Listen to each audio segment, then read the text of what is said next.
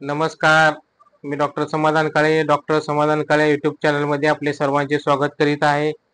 आजचा विषय आहे गुप्त रोग. त्याला इंग्रजीमध्ये सेक्सुअली ट्रान्समिटेड डिसीज असे म्हटले जाते. लैंगिक अनिर्बंधामुळे गुप्त रोगाचे प्रमाण वाढलेले आहे. गुप्त रोग हा जीवाणू आणि जंतूमुळे होतो.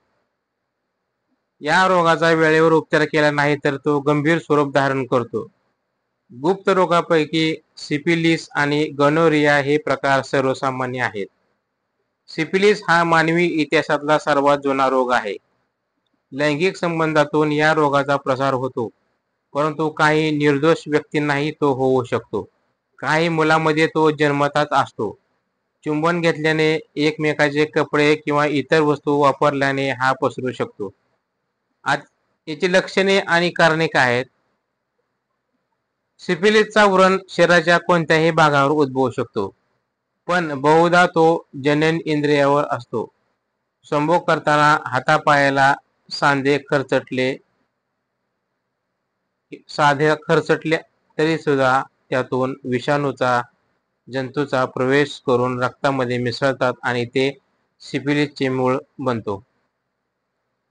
गनोरिया सुद्धा लैंगिक संबंधामुळे होतो. मूत्रनलिकेचा किंवा योनिमार्गाचा गनोरिया नावाच्या जंतू संसर्गामुळे तो तीव्र शोथ झाला तर त्याला गनोरिया असे म्हणतात. शरीरामध्ये विषारी पदार्थ जास्त असतील आणि प्रतिकारशक्ती कमी असेल तर हा रोग होण्याची शक्यता जास्त असते. रक्त शुद्ध असेल तर आणि प्रतिकारशक्ती चांगली असेल तर सहसा हा रोग होत नाही. हा रोग टाळण्याचा सर्वात उत्तम मार्ग म्हणजे गनोरिया झालेल्या व्यक्तीशी लैंगिक संबंध ठेवू नये. आनुवंशिकता हे सुद्धा महत्त्वाचे कारण आहे. सिफिलिसपेक्षा गनोरियाचे निदान करणे अवघड असते.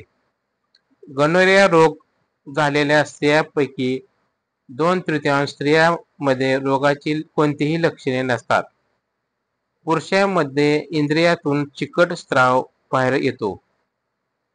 गनोरियाचे वेळेवर आणि योग्य उपचार केले नाही तर त्याचे जंतू रक्तामध्ये पसरतात. त्यामुळे संधिवात होतो, डोळ्यावर परिणाम होतो, म्हणून योग्य उपचार करणे आवश्यक आहे. आता यावर उपचार काय आहेत? योग्य आहार आणि निसर्ग उपचार याने सिफिलिस आणि गोनोरिया या रोगावर यशस्वीपणे इलाज करता येतो. नंतर कोणताही दुष्परिणाम होत नाही आणि रुग्ण सामान्य आयुष्य जगू शकतो. आधुनिक औषधांनी या रोगाची लक्षणे दाबली जातात. शिवाय औषधामुळे दुष्परिणाम होऊन शरीरामध्ये विषारी पदार्थ तयार होतात, त्याचा शरीरावर वाईट परिणाम होतो. उपवास करणे सर्वात सोपा आणि बिनधोक मार्ग आहे. सिफिलिस आणि गनोरिया दोन्ही रोग उपवासाने बरे होऊ शकतात. उपवासामुळे शरीर शुद्ध होते. उपवासामुळे संपूर्ण शरीराचे आरोग्य सुधारते. उपवासाचे कोणतेही दुष्परिणाम होत नाहीत. पेलाभर गरम पाण्यात संत्र्याचा रस टाकून घ्यावा किंवा भाज्यांचा रस घ्यावा. उपवास काळामध्ये पोट साफ होण्यासाठी कोमट पाण्याचा इनिमा घ्यावा. उपवास 14 दिवस करावे. उपवासानंतर 5 दिवस फलाहार करावा. नंतर हळूहळू संतुलित आहार सुरू करावा.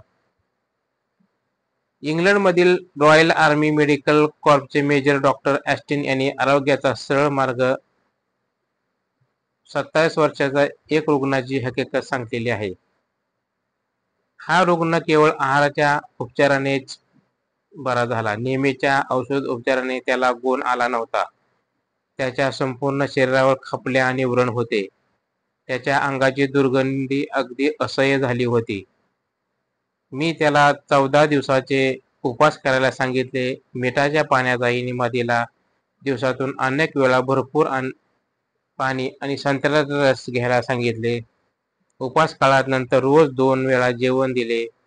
जेवणामध्ये उकडलेल्या भाज्या, लोणी, दूध आणि फळे असे एवढेच दिले. 6 आठवड्यामध्ये त्याच्या अंगावरचे व्रण आणि खपल्या बऱ्या झाल्या. अंगाची दुर्गंधी गेली आणि नंतर तो पूर्णपणे बरा झाला. गुप्त रोगावर भाज्यांचे रस अत्यंत गुणकारी आहेत. विशेषतः गाजर, काकडी, बीट आणि पालक याचा रस अत्यंत लाभदायक आहे. गाजराचा रस पालकाच्या रसाबरोबर दिल्यास अत्यंत लाभ होतो. गाजराचा रस, बीट आणि काकडी या रसाबरोबर भरपूर प्रमाणात घ्यावा. गनोरियावर चवळी गुणकारी आहे. 25 ग्रॅम चवळीची पाने सकाळ संध्याकाळ खावी. शेवग्याच्या फुलाचा रस सुद्धा गनोरियावर गुणकारी आहे. सकाळ संध्याकाळ हा रस शहाळ्याच्या पाण्याबरोबर घ्यावा. हा रस घेतल्याने लघवीला मोठ्या प्रमाणावर होते. भेंडीचा काढा सुद्धा उपयुक्त आहे. भेंडीचा कपभर चिकट लगदा एका केळ्यासोबत मिसळून ताकासोबत घ्यावा. हे मिश्रण गनोरियावर अत्यंत गुणकारी आहे. भेंडी बारीक कापून त्यावर पाव लिटर पाण्यात टाकून 15 मिनिटे उकळावे. थंड झाल्यावर भेंडी पाण्यामध्ये कुस्करून मग पाणी गाळून घ्यावे. सिफिलीससाठी जननेंद्रियावर इंग्रजी टी आकाराच्या पट्टी बांधावी. दिवसातून 2 वेळा पट्टी बदलावी. रुग्णाने वापरलेले कपडे, चादरी काळजीपूर्वक हाताळावे, म्हणजे रोग इतर माणसांमध्ये पसरणार नाही. कपडे पाण्यात उकळून काढावे. रुग्णाच्या अंगावर व्रण असतील तर 1 तासभर संपूर्ण शरीर ओल्या चादरीमध्ये गुंडाळावे. अंगावर जास्त व्रण असतील तर काळजी करू नये. शरीरातील विषारी पदार्थ त्याद्वारे बाहेर पडण्यास मदत होते. गनोरिया झाला असेल तर कटिभागावर मातीचा लेप लावावा. प्रोस्टेट ग्रंथीचा आणि मूत्रनलिकेत या रोगामध्ये शोभ होतो. 8 मिनिटे उष्ण कटिस्नान घेतल्याने हा शोभ नाहीसा होतो. गनोरिया 8 मिनिटाचे स्नान बाष्पस्नान अत्यंत उपयुक्त आहे. त्यामुळे शरीरातील विषारी पदार्थ बाहेर पडतात आणि मूत्रपिंडाच्या कार्याला चालना मिळते. संपूर्ण शरीराला मालिश करावी. नाश्त्यामध्ये ताजी फळे उदाहरणार्थ सफरचंद, द्राक्ष, टरबूज, अननस, मध घालून पेलाभर ताक. नंतर मध्य सकाळी शहाळ्याची पाने. दुपारच्या जेवणामध्ये गाजर, बीट, कोबी, दही, मध टाकून कोशिंबीर. नंतर एखादे फळे खावे. रात्री झोपताना द्राक्षाचा 1 कप रस प्यावा. तर आपल्याला ही माहिती कशी वाटली? लाईक करा, शेअर करा, सबस्क्राईब करा. धन्यवाद.